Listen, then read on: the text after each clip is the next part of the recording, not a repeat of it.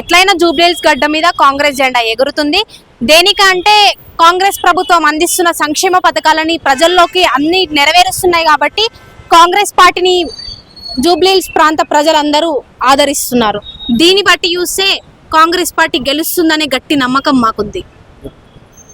నిన్న మొన్న కేటీఆర్ గారు 5 రోజులలో కాంగ్రెస్ ప్రభుత్వం కూలబోతుంది, నెక్స్ట్ బీఆర్ఎస్ గవర్నమెంట్ వస్తుందని మొన్న రీసెంట్ 2 days బ్యాక్ ప్రచార సభలో అన్నారు.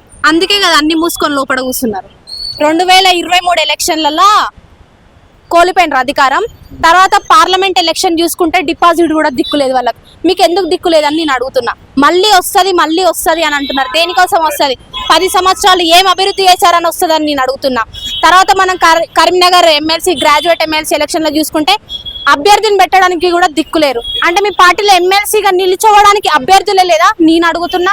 మరి మీ బీఆర్ఎస్ పార్టీలో ఎమ్మెల్సీ ఎలక్షన్స్ కి ఓటర్స్ వేయడానికి ఉంటారు. మరి మీరు ఏ పార్టీకి వేసిండ్రు?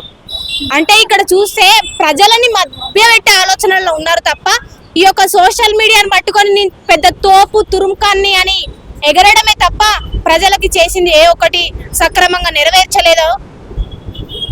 రీసెంట్లీగా కేటీఆర్ గారు ఒక ప్రధానమైన ఇంటర్వ్యూలో నిన్న మాట్లాడింది. రేవంత్ రెడ్డి వెళ్ళి చిన్న వాళ్ళతోటి మైకుల సభ మీద ఉండి ప్రచారం చేసుకుంటూ పోతుండ్రు. అలాంటి సంస్కృతి బీఆర్ఎస్ పార్టీలో లేదని మాట్లాడారు. అరే ఇప్పుడు కావాల్సింది ఎలక్షన్స్ అప్పుడు అందరు వస్తారు, అందరు ఓట్లు అడుగుతారు. మీరు మరి కేసీఆర్ వస్తాడు దేనికోసం వస్తాడు?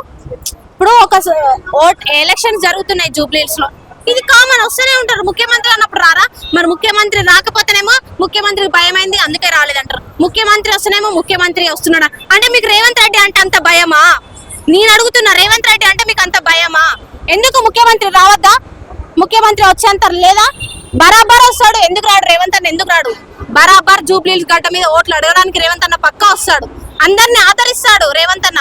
ప్రతి ఒక్కరితో పలుకుతాడు. ప్రతి ఒక్కరికి ఆపదలో ఉంటే ఆదుకునే వ్యక్తి రేవంత్ అన్న, గౌరవ ముఖ్యమంత్రి రేవంత్ రెడ్డి గారు. అందుకే వస్తాడు. దాన్ని కూడా మీరు రాజకీయంగా తీసుకుంటే అది మీ కర్మ. ఇక